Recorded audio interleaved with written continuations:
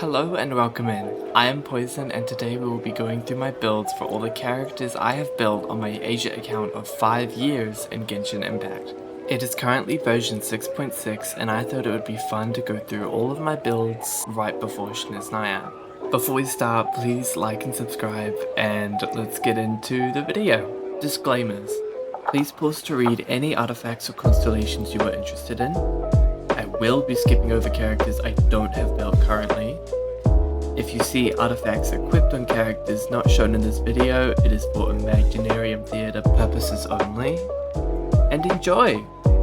I don't use the Traveler that much due to there being definitely better Danger options, but the Traveler is always nice to have in Imaginarium Theatre.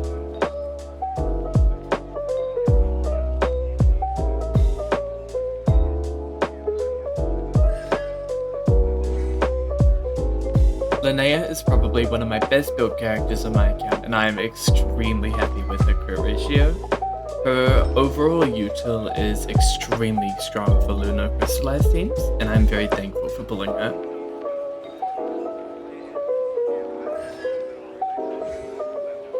Zibai is also one of the best built characters on my account due to her crit ratio being 98 over 285 with Harbinger of Dawn and Night of Sky's Unveiling buffs.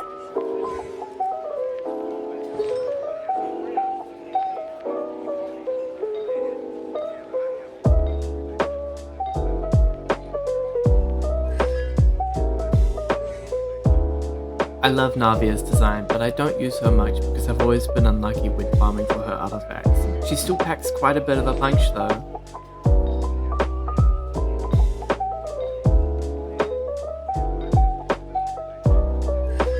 I got Navia C1 during version 5.6 during Escoffier's banner, however I did not get her constellation intentionally.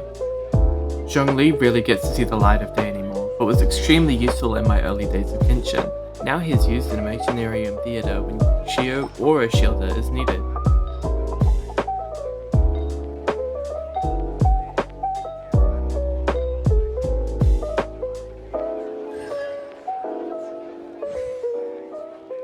Kazuha was also very useful in my early days due to his strong buffing capabilities. He hasn't been used in a while due to all the recent Natlan and Luna reactions, but he is still very useful in certain situations.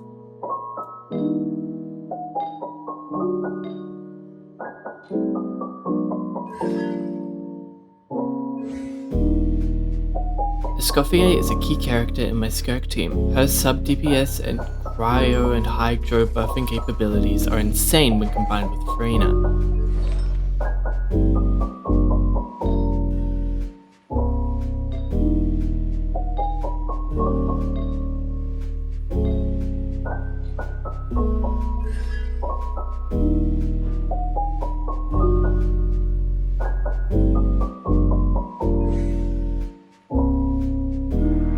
Ganyu was one of my first 5 stars, being extremely useful in my early days of Genshin, being able to easily clear early game content.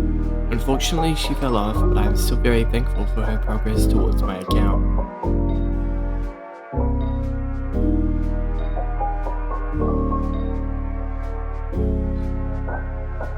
Nowadays she's just used in Imaginarium Theatre.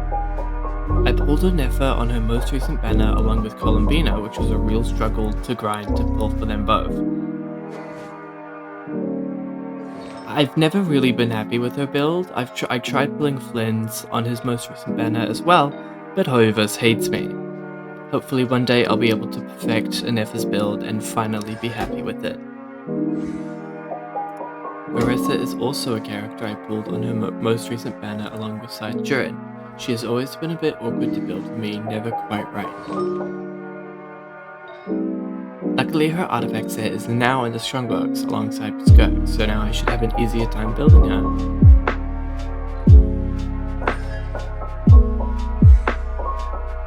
With Nefer I got extremely lucky on her banner and she came home in 110 pull. She also brought along a Nilou constellation alongside her. For the most damage, I used Nefer alongside Lauma, Columbina, and Sucrose, which may sound weird, but you'll see Sucrose's build later on.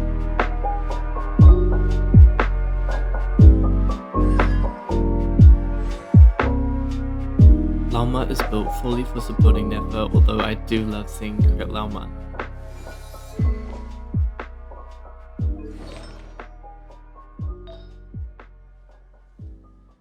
She is extremely good at buffing Lunar Bloom, which makes her the perfect partner in crime for Nefer.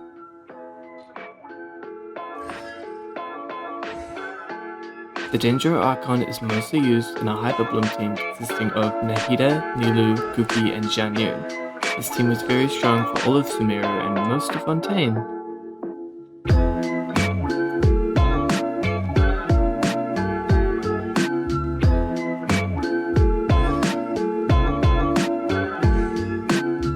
Columbina is used as a buffer and sub-DPS for my Lunar reaction teams. I absolutely love her ult animation with the Trilunar Authority, it's breathtaking to see.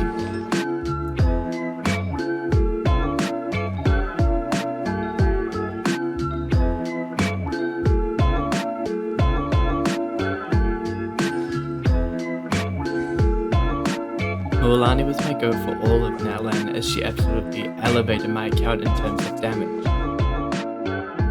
I tried perfecting her build but only got in the top 4% before finally giving up.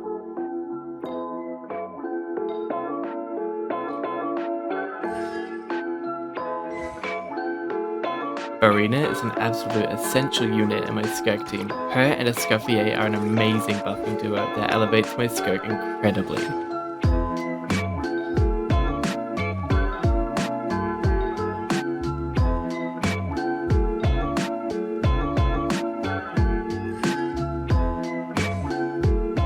I'm not gonna lie, I only pulled Neuvelette because of all the hype that was surrounding his character and how strong he was. Originally, I had him on a freeze team with Furina and Rosaria, but now that's been turned into the Skirk team. He doesn't really have a use anymore on my account. Nilou has a gorgeous design and one of the best C1s in the game in my opinion. I highly recommend getting it from the event selector if you can. Her blooming capabilities are truly astounding, with her Hydra application and her HP scaling bloom cores.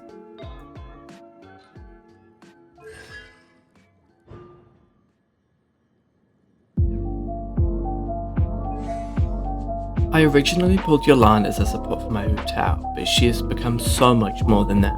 I pulled her C1 back in version 3 point something, and she has become an incredible sub-DPS and now sits comfortably in my Skirk team alongside Escoffier and Furina.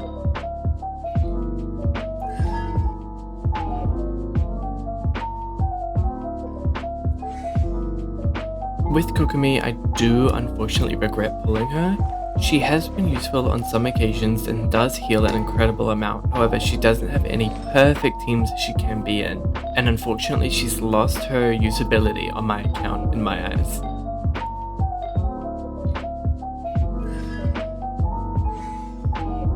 I've been in love with Arlecchino's design ever since it was leaked. I pull whenever she is on the banner and luckily I've been able to get her C2, which is the highest constellation out of all my limited 5 stars.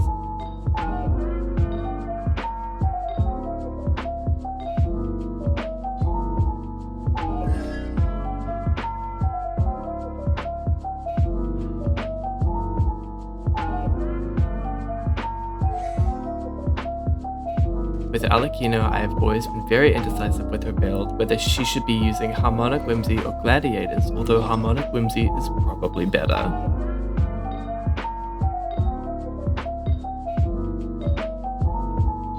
I've loved Yoimiya ever since her 4-story quest in Inazuma. Her fun-loving firework personality shines through in her design and carried me through Inazuma. Unfortunately, she gets completely outshined by Ayaka of the same era, but she will never be forgotten to me. Wu-Tao was my first limited 5-star and she absolutely carried my account in the early days of Genshin. Her combined with Xingqiu and Chi-Chi, my first standard 5-star, created some devastating mounts for those early game enemies. I pulled her C1 sometime long ago, but I got her C2 through the event selector. Kuki Shinobu has always been my go-to Hyperbloom activator and she's been incredible at her job. I appreciate how easy it is to build her with just being able to stack as much elemental mastery on her as possible.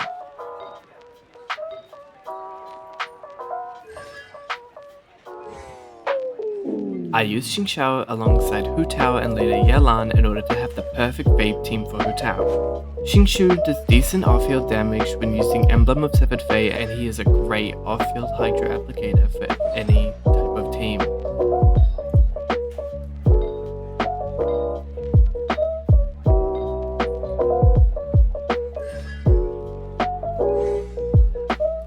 I pulled Xianyun on her first banner in version 4.4. Although I know she's supposed to be a plunge support, I really just use her for the VV application and her team-wide healing, so she is typically in Hyper Bloom teams.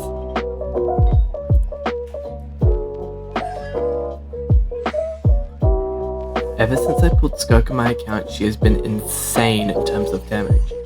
I was very lucky to have her premium team minus Shenhe, so she has been incredible for the strength of my account.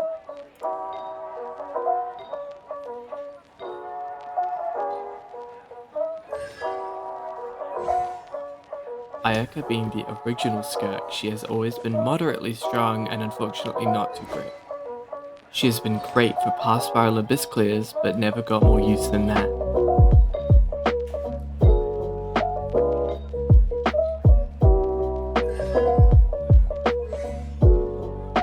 Mona has always just been there.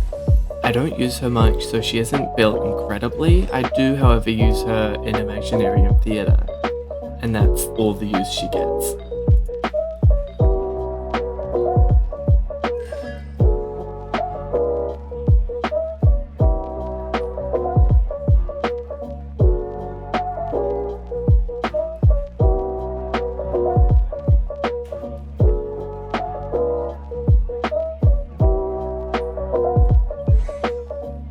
Nicole is the most recent addition to my account, which means she is probably one of the worst built characters, but I know she can truly elevate my account to new heights.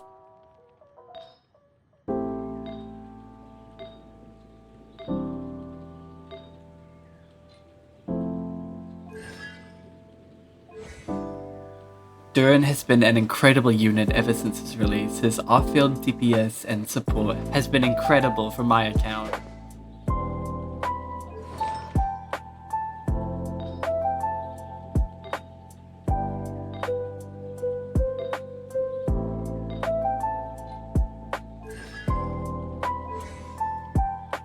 I unfortunately do regret pulling Mavuika. I pulled her originally to be an off-field pyro sub-DPS for my Mualani team.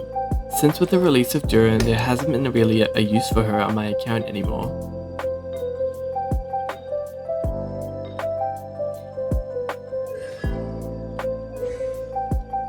Sucrose currently is on a support build for my Lunar Bloom team as stated earlier. She is on the instructor set, and this combined with her own elemental mastery sharing increases the team's damage significantly.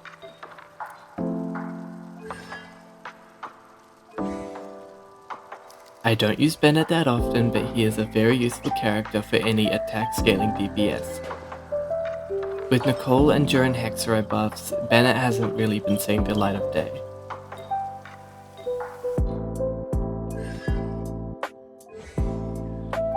Zhongli is in a similar boat as Mavuika, although being extremely helpful in my early days of Genshin. With her being a pyro sub-DPS, she has ultimately been replaced by Durin, but is still very helpful in Imaginarium Theatre.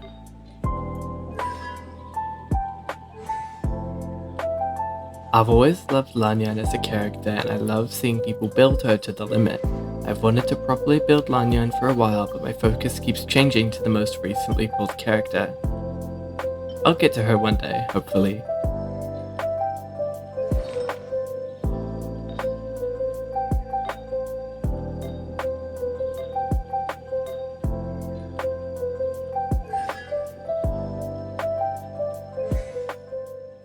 Fischl is a great Electro sub-DPS for any main pyro DPS character. Her combined with Chefrose increases any overload team by tenfold. I use her in Golden Troop, and that increases her damage significantly.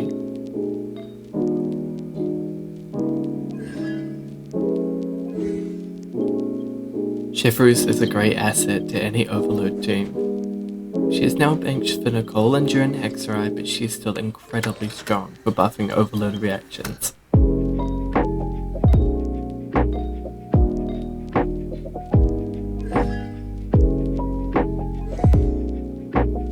Rosaria used to be in my Skirk team before I realized I needed more energy for both Furina and Escoffier, with Yelan replacing her. Rosaria herself is a great off-field sub-DPS and crit rate provider to any team needing that crit rate.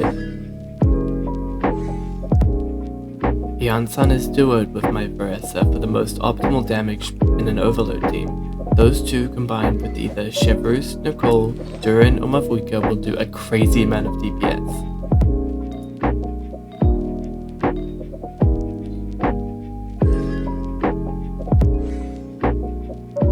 Ino was Columbina before Columbina's release. Now, however, she is a backup Hydro applicator in case I am using more than one Lunar reaction team.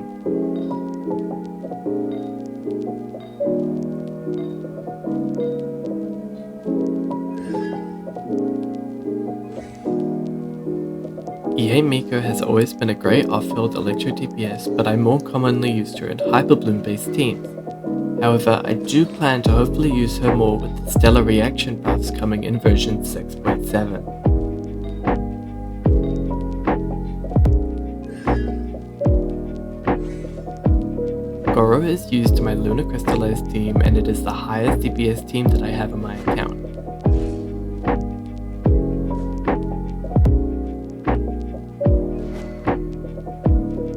Putting Goro on instructors still allows him to provide buffs for the team, but now with additional elemental mastery to further increase the damage of Lunar Crystallize. Those are all the characters I have currently built on my account as of version 6.6. Thank you so much for watching, and I'll see you again soon. Bye!